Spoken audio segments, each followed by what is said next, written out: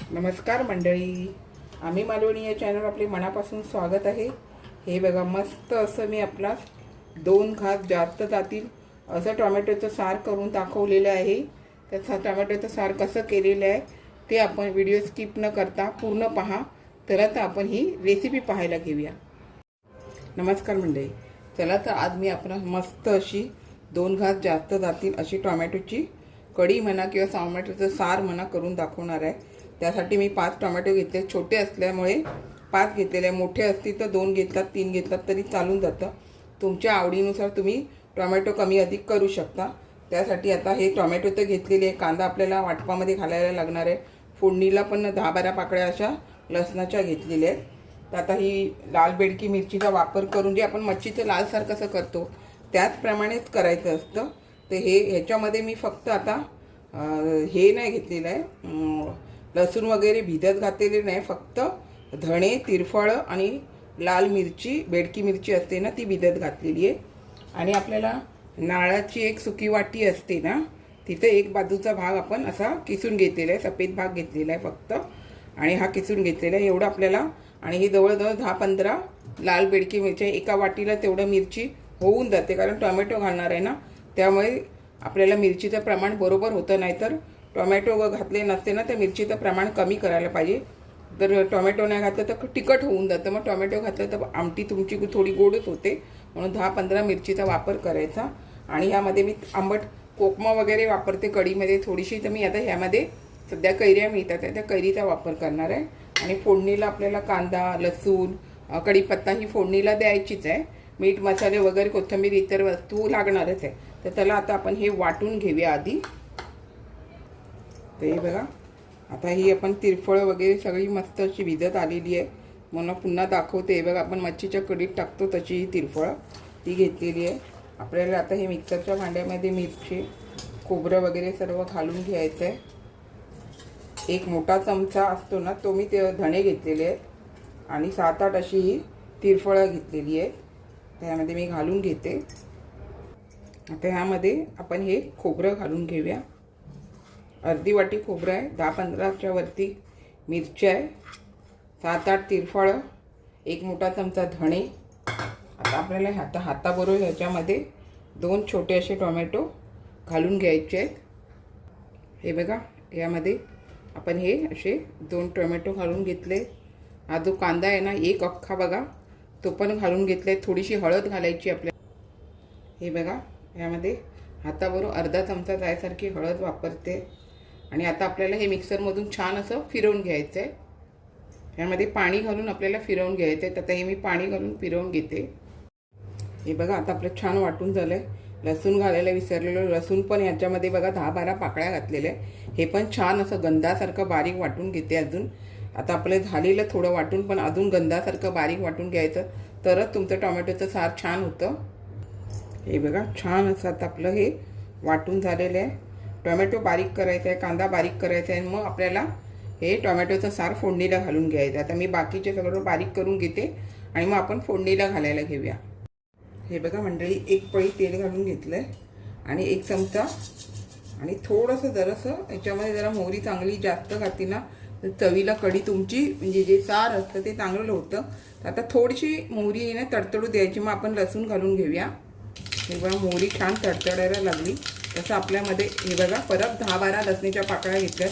हे बघा, वाटणामध्ये पण शेवटी तुम्हाला लसूण घालताना दाखवलेली, विसरली तरी पण आठवणीने घातली वाटणामध्ये पण, आणि आता पण मी घातते। कारण काय माहिती आहे, लसणूमुळे तुमची जी लाल सार बनवता किंवा टोमॅटोचं जे सार बनवता ना ते चविष्ट एक नंबर होतं, आणि भाताबरोबर तुम्हाला 2 घास या सुगंधानेच खाण्यासारखे वाटतात। त्याच्यामुळे लसूण तुम्ही मंडळी भरपूर वापरा, आणि आरोग्यासाठी लसूण पण खूप चांगलेली आहे। गाठी बिठी तयार होतात ना शरीरामध्ये चरबीच्या, त्या वितळल्या जातात, त्याच्यामुळे लसणीचा वापर करा। आता मी गॅस बारीक केलेला, लसूण फोडणीला घालताना आता गॅस फास्ट करून लसूण छान अशी भाजू देऊया। हे बघा, लसूण पण छान भाजली गेली। तसा तो एक बारीक केलेला कांदा, म्हणजे एक छोटा कांदा होता तो बारीक करून, कढीपत्ता पण त्यामध्ये बारीक करून घेतली आहे। एखाद दुसरी मोठी राहिली असेल, कारण कढीपत्ता बाजूला काढून ठेवतात ना, त्यांच्यासाठी असंच तुम्ही करायचं, बारीक करायची, जेणेकरून पोटामध्ये कढीपत्ता पण खाल्ली जाते, मुलांच्या पोटात जाते। कढीपत्ता पण आरोग्याच्या दृष्टीने चांगली असते। त्याच्यामुळे कढीपत्ता मी बारीक करून आता कांदा आपल्याला थोडासा नरम होऊ द्यायचा आहे, मग आपल्याला टोमॅटोचा वापर करायचा आहे त्यामध्ये. हे बघा कांदा पण आपला छान असा भाजला गेला. आता आपल्याला ह्यामध्ये हे 3 बारीक केलेले, 2 मी वाटणामध्ये घेतले आणि 3 बारीक केले. आणि आपल्याला हे कांदा आता नरम व्हायला हवा आहे, जास्त पण नाही, थोडासा नरम झाला ना तरी बस, कारण आपल्याला नंतर तो शिजवायचा आहे. त्याच्यासाठी आपल्याला मीठ घालायचं. हाताबरोबर मी जेवढं लागणार चवीला मला ते अंदाज असल्यामुळे तेवढंच मीठ घालून घेते. कमी पडलं तर आपण नंतर घालू शकतो. हाताबरोबर अर्धा चमचा हिंग घालून घेतला. हिंगामुळे कोणतीही गोष्ट बाधत नाही, त्याच्यामुळे तुमच्या जेवणामध्ये हिंगाचा पण वापर करा आणि जेवण पण छान असं चविष्ट होतं. वरण म्हणा किंवा तिखट डाळ, तडका केलेली डाळ, कोणत्याही पदार्थामध्ये तुम्ही वापरा. आता आपल्याला हा थोडा नरम होऊ द्यायचा. मी झाकण वगैरे ठेवत नाही आहे, टोमॅटो घातल्यामुळे छान असा फास्ट गॅस करून हे व्यवस्थित नरम होणार. हे बघा बऱ्यापैकी आपला हा टोमॅटो शिजला गेला आहे. नंतर आपल्याला तो टोमॅटो शिजवायचाच आहे आणि छान असा नरम झाला आहे आणि यातलं जे टोमॅटोचे जे पाणी आहे ते पण छान सुकलं गेलं आहे. आता आपल्याला ह्यामध्ये जे वाटण केलेलं आहे ना ते घालून घ्यायचं आहे. आता मीठ तर वापरलेलंच आहे, आता फक्त वाटण घालून घ्यायचं आहे. हळद पण वाटणातच घातलेली आहे, त्याच्यामुळे आता हे वाटण ह्यामध्ये घालून घेते. आणि तुम्हाला किती जाड पातळ करायचं आहे त्यानुसार तुम्ही ह्यामध्ये पाणी घालून घ्या आणि वाटण छान असं परतून घेऊया.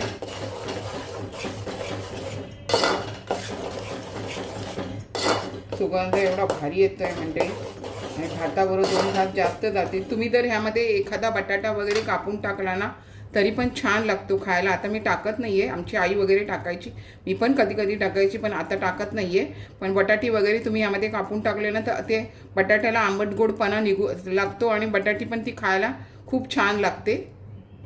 आता हे बघा मिक्सरच्या भांड्यामधून मी हे पाणी घालून घेतलं आहे आणि अजून आपल्याला यामध्ये हे बघा यामध्ये अजून पाण्याचा वापर करते.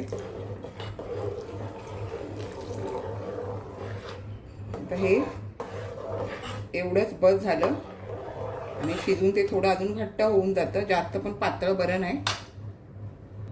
हे बघा मी टोमॅटोच्या सारामध्ये कोकमा पण टाकते, कारण टोमॅटोला काय इतका आंबटपणा नसतो. पण आता काय केलं, कैऱ्या आहेत ना म्हणून कैरीचा वापर करते. कैरीचा आंबटपणा पण छान याच्यामध्ये उतरतो आणि छान तुमची आंबट तिखट अशी ही टोमॅटोचा सार होऊन जातो. टोमॅटोची ही कढी होऊन जाते. कढी म्हणा, सार म्हणा, किती नावं ठेवाल तेवढी कमी. फक्त भाताबरोबर 2 घास जास्त जातात एवढंच. आता आपल्याला छान असं हे उकळी आल्यावर मग बारीक गॅस ठेवून पुन्हा 5-1 मिनटं चांगली शिजवून घ्यायची. फक्त एक पहिली उकळी येऊ द्यायची आणि मग बारीक गॅस करून शिजवून घ्यायचं परत. ही बघा मंडळी आपल्या टोमॅटोच्या साराला छान अशी उकळी येते. तर उकळी आली का तुम्हाला काय गॅस बंद नाही करायचं आहे, तुम्हाला 5 ते 10 मिनटं बारीक गॅस करून ह्यामध्ये जे टोमॅटो आहेत ना ते छान शिजले गेले पाहिजे. कैरी टाकली आहे ती शिजली गेली पाहिजे. व्यवस्थित असं तुमचं सगळं जे अर्क आहे ना टोमॅटोचं ह्या सारामध्ये उतरलं गेलं पाहिजे, तरच तुमचं टोमॅटोचं लालसार हे आहेत ना ते छान होतं. टोमॅटोचं सार म्हणा, कढी म्हणा ही छानच होते. तर आपल्याला बारीक गॅस करून जवळजवळ मी 10 मिनटं असं शिजवून घेणार आहे, तरच तेच कढीला चांगली चव येणार.